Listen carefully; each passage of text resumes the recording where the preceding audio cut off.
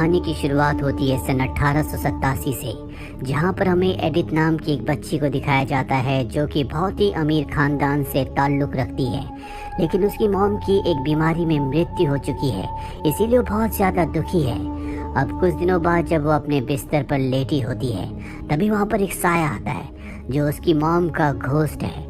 उसकी मॉम उसे कहती है कि क्रिम्सन पीक से बच कर रहना। और इसके बाद हमें वक्त दिखाया जाता है 14 साल बाद का, यानी कि ये साल होता है 1901 का, जहाँ पर एडिथ अब बड़ी हो चुकी है।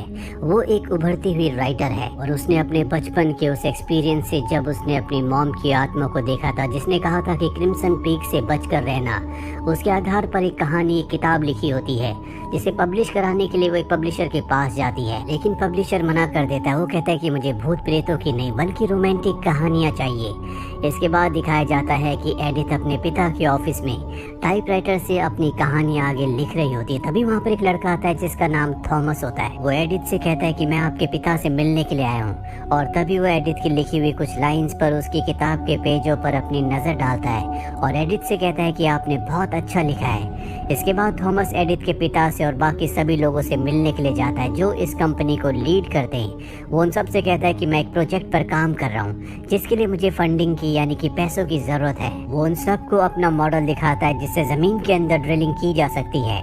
लेकिन एडिथ के पिता इससे बिल्कुल भी इम्प्रेस नहीं होते। वो कहते हैं कि तुमने पहले भी इस मॉडल को कई जगह दिखाया है जो हर जगह रिजेक्ट हो गया है और हम भी इसमें कोई पैसा नहीं लगाएंगे। वहीं रात को एडिथ के पिता एक पार्टी के लिए तैयार हो रहे होते हैं। एडिथ अपने पिता से कहती है कि आपको थॉमस के साथ ऐसा नहीं करना चाहिए था, मुझे लगता है कि वो एक काबिल इंसान है। लेकिन उसके पिता थॉमस में कोई भी इंटरेस्ट नहीं लेते और वहाँ से चले जाते हैं। अब एडिथ जब अपने घर पर अकेली होती है तभी बाहर से कोई उसका दरवाज़ा खोलता है और जब दरवाज़ा खुलता है तो उसे एक बार फिर से अपनी मॉम की आत्मा दिखती है। एडिथ जल्दी से दरवाज़ा बंद कर देती है, लेकिन उसकी मॉम दरवाजे के आर पार आकर एक बार फिर से उसे वही बात कहती है जो बचपन में कही थी, क्रिम्सन पीक से बचकर रहना। एडिथ बहुत ज़्यादा डर जाती है और तभी उसके घर पर काम करने वाली लड़की आकर उसे बताती है कि कोई थॉमस नाम का लड़का आपसे मिलने के लिए आया है। एडिथ थॉमस से मिलने के लिए जाती है जो उसे कहता है कि हमें पार्टी में चलना चाहिए। दरअसल थॉमस उसे पसंद करता है। एडिथ थॉमस के साथ उस पार्टी में चली जाती है जहाँ पर उसके पिता भी होते हैं। यहाँ पर थॉमस की जो बहन होती है वो पियानो बजाती है, जिस पियानो की धुन में थॉमस और एडिथ एक दूसरे के साथ डांस करते हैं। अब एडिथ के पिता को कहीं ना कहीं थॉमस और उसकी बहन के ऊपर शक होता है, इसीलिए एक जासूस को हायर करते हैं और कहते हैं कि मुझे थॉमस और उसकी बहन की पूरी डिटेल्स चाहिए। जल्दी जासूस उनके पास एक फाइल लाता है जिसमें थॉमस और उसकी बहन की बहुत सारी डिटेल्स होती हैं। और अब एडिथ के पिता अपने घर में एक पार्टी रखते हैं।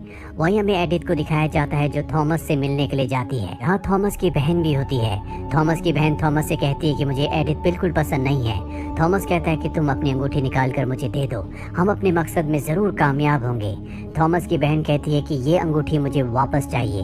और अब थॉमस उस पार्टी में जाता है जो एडिथ के पिता ने रखी होती है।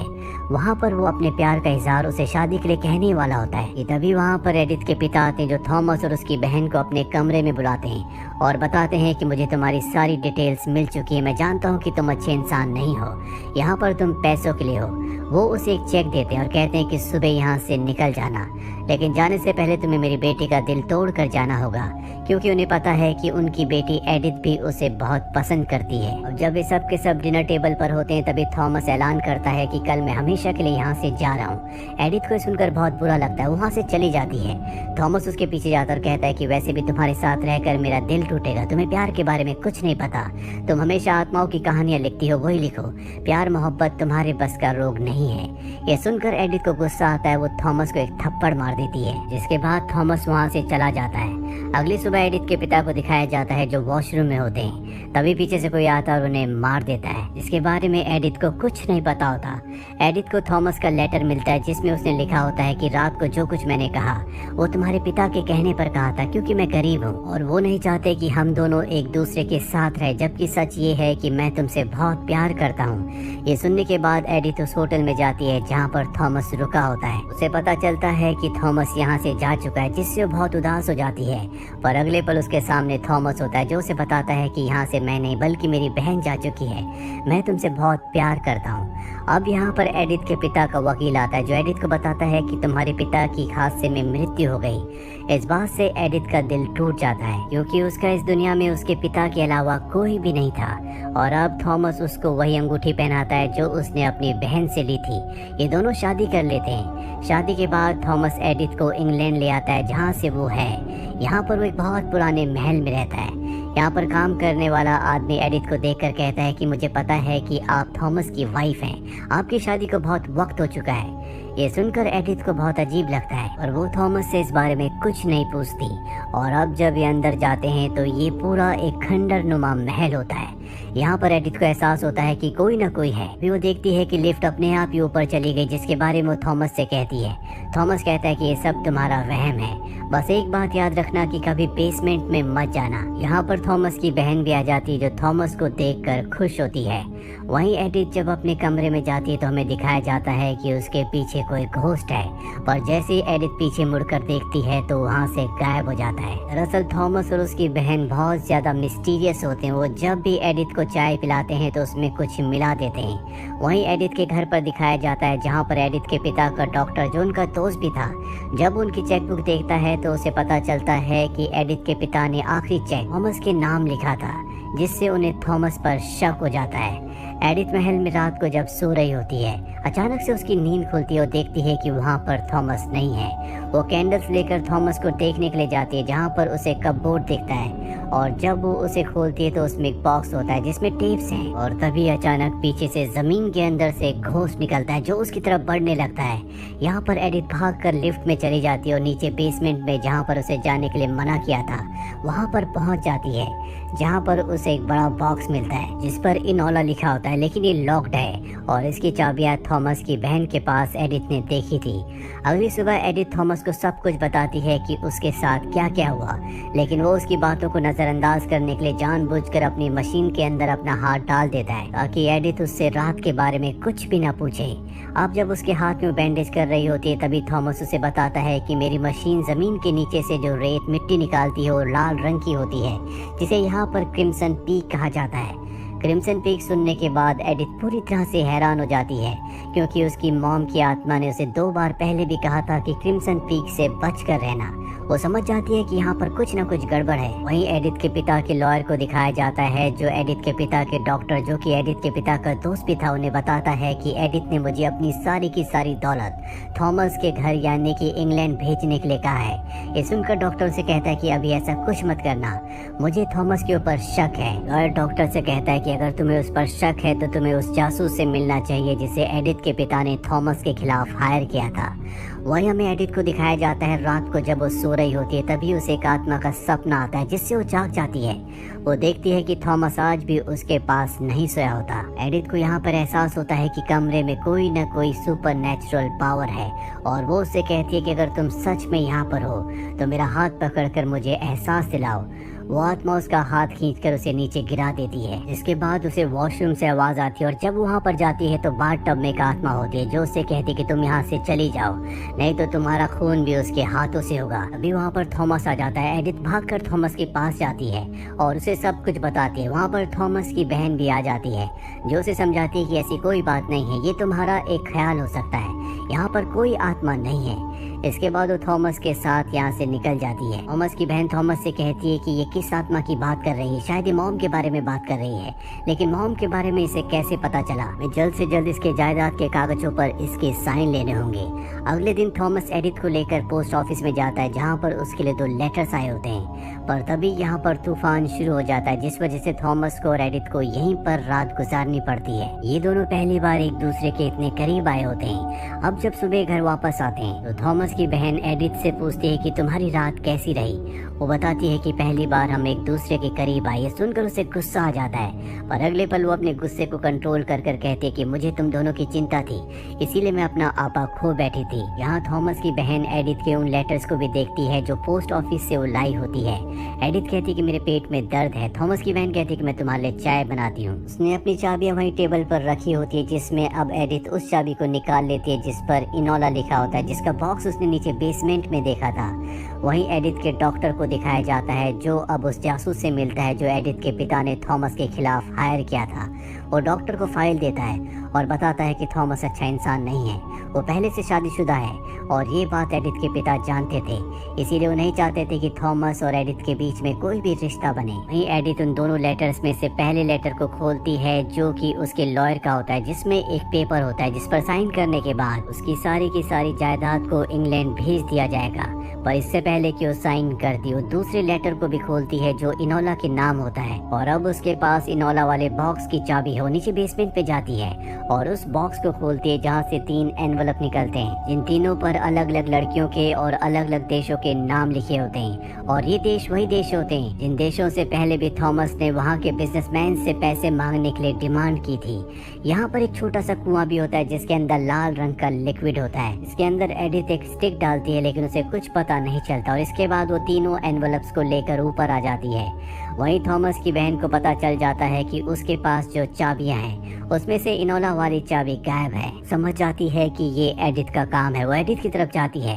एडिथ को पता चल जाता है कि थॉमस की बहन उसकी तरफ आ रही है, इसीलिए वो बीमारी का बहाना बनाकर चेयर पर बैठ जाती है और कहती है कि मुझे पानी चाहिए। थॉमस की बहन जानबूझकर चाबियों के गुच्छे को वहीं पर छोड़कर पानी लेने के लिए चली जाती है और मौके का फायदा उठाकर एडिथ उस चाबी को जिस पर इनोला लिखा होता है वापस चाबियों के गुच्छे में लगा देती है। थॉमस की बहन देखती है कि चाबी वापस आ चुकी है और अब उसे यकीन हो चुका है कि चाबी और किसी ने नहीं बल्कि एडिथ ने ली थी। वो बहुत कुछ जान चुकी है। रात को एडिथ उस टेप को सुनती है जो उसे पहले मिला था। साथ ही वो यहाँ पर तीनों एनवलप्स को खोलती है जिससे उसे पता चलता है कि थॉमस ने पहले भी 3 लड़कियों से शादी की थी जिसमें से एक का नाम इनोला था। पर सबसे हैरानी की बात ये थी कि उन तीनों की मृत्यु एक ही तरह हुई थी। दरअसल थॉमस और उसकी बहन चाय में हर किसी को स्लो पॉइजन मिला कर देते हैं जिससे धीरे धीरे इंसान की मौत हो जाती है, जो मौत बिल्कुल नेचुरल लगती है। और अब एडिथ के मुंह से भी खून आना शुरू हो जाता है जिससे वो डर जाती है। वो यहाँ से भागना चाहती है पर जब वो दरवाजा खोलती है तो बाहर बर्फीला तूफान चल रहा होता है, इसीलिए चाहकर भी वो बाहर नहीं जा पाती। अगले पल वो वहाँ पर बेहोश हो जाती है। जब उसे होश आता है तो उसके सामने थॉमस की बहन होती है जिसके हाथ में खाने की ट्रे और चाय होती है। वो उसे चाय पीने के लिए कहती है। एडिथ चाय पीने से मना कर देती है लेकिन वो एडिथ को जबरदस्ती खाना खिलाती है। इसके बाद थॉमस भी वहाँ पर आ जाता है जो एडिथ को कहता है कि तुम अब चाय मत पीना। ये कहने के बाद वो अपनी बहन के पास जाता है और उसे कहता है कि तुम्हें ऐसा नहीं करना चाहिए, अगर तुमने ऐसा किया तो मर जाएगी। थॉमस की बहन कहती है कि उसका मरना जरूरी है, भले ही तुम उसे चाय पीने के लिए मना कर दो, लेकिन इस बार मैंने खाने में उसे जहर दिया था, अगर वो जिंदा बच गई तो हम दोनों को फांसी की सजा हो जाएगी। और थॉमस नहीं चाहता कि एडिथ मारी जाए क्योंकि सच में वो उससे प्यार करने लगा है। वहीं एडिथ को दिखाया जाता है जिसकी तबीयत बहुत ज्यादा खराब हो चुकी है और तभी उसके सामने एक बार फिर से वही आत्मा आती है जिसे उसने पहले भी देखा था। उसके हाथ में एक बच्चा होता है। एडिथ कहती है कि मुझे पता है कि तुम इनोला हो, तुम मुझसे क्या चाहती हो। और इनोला की आत्मा एक तरफ इशारा करती है और जब एडिथ उस कमरे में जाती है वो देखती है कि थॉमस और उसकी बहन एक दूसरे के बहुत करीब थे। दरअसल ये सब के सब इनके बीच में पहले से चल रहा था, इसीलिए जब थॉमस की बहन को पता चला था कि एडिथ और थॉमस एक रात को पोस्ट ऑफिस में एक दूसरे के बहुत करीब आए थे तो उसे गुस्सा आ गया था। एडिथ को देखकर बहुत दुख होता है क्योंकि उसे थॉमस पर विश्वास था। वो यहाँ से जाने लगती है लेकिन तभी थॉमस की बहन आकर उसके हाथ से अपनी अंगूठी निकाल लेती है और उसे ऊपर से नीचे धक्का देकर गिरा देती है। पर यहाँ पर एडिथ की किस्मत अच्छी होती है कि उसकी जान बच जाती है। जब उसे होश आता है तो उसके सामने उसके पिता का दोस्त डॉक्टर होता है। दरअसल वो अब इंग्लैंड आ चुका है। वो एडिथ को बताता है कि तुम्हारे पैर की हड्डी टूट चुकी है। एडिथ की हालत बहुत ज्यादा खराब है। वो डॉक्टर को सब कुछ बताने की कोशिश करती है लेकिन थॉमस की बहन उसे इंटरप्ट करके उसकी बात को काट देती है। तभी डॉक्टर एडिथ की उंगली पर देखता है जहाँ पर उसकी एंगेजमेंट यानी कि मैरिज रिंग नहीं होती, उसके हाथ में घाव का निशान होता है और उस रिंग को अब वो थॉमस की बहन की उंगली पर देखता है, जो देखकर वो सब कुछ समझ जाता है। वो एडिथ को उठाकर यहाँ से जाने लगता है लेकिन तभी थॉमस और उसकी बहन उसके सामने आ जाते हैं। डॉक्टर कहता है कि तुम बहुत जालिम हो, अब मैं एडिथ को यहाँ पर नहीं रहने दूंगा। साथ ही वो एडिथ को बताता है कि थॉमस की बहन एक बहुत ही जालिम इंसान है। ये वो इंसान है जिसने अपनी खुद की मॉम को मार दिया था। अब इन दोनों का पर्दाफाश हो चुका है, इसीलिए डॉक्टर को यहाँ से नहीं जाने दे सकते। थॉमस की बहन डॉक्टर के ऊपर हमला कर देती है, जिसके बाद वो थॉमस से कहती है कि उसे मार दो। थॉमस जानबूझकर डॉक्टर के उस हिस्से पर वार करता है जिससे उसकी मृत्यु ना हो, सिर्फ वो जख्मी हो जाए, और उसे जख्मी करके वो नीचे बेसमेंट में ले जाता है। वहाँ उसे छोड़ने के बाद अब वो एडिथ को बचाने के लिए जाता है। वहीं हमें थॉमस की बहन को दिखाया जाता है जो एडिथ को उसके जायदाद के पेपर्स पर साइन करने के लिए कहती है, जहाँ पर वो एडिथ को बताती है कि मेरी मॉम को थॉमस और मेरे बीच में जो रिश्ता था उसके बारे में पता चल चुका था, इसीलिए मैंने अपनी मॉम को मार दिया। थॉमस अपने प्रोजेक्ट को कामयाब करना चाहता था, इसीलिए हमने 3 अलग अलग लड़कियों को फंसाया। उनके पैसों को हमने थॉमस के प्रोजेक्ट पर लगाया, लेकिन फिर भी वो कामयाब नहीं हुआ, और अब तुम्हारी बारी है। एडिथ को पेपर्स पर साइन करना पड़ता है। एडिथ उससे पूछते कि मेरे पिता को किसने मारा था।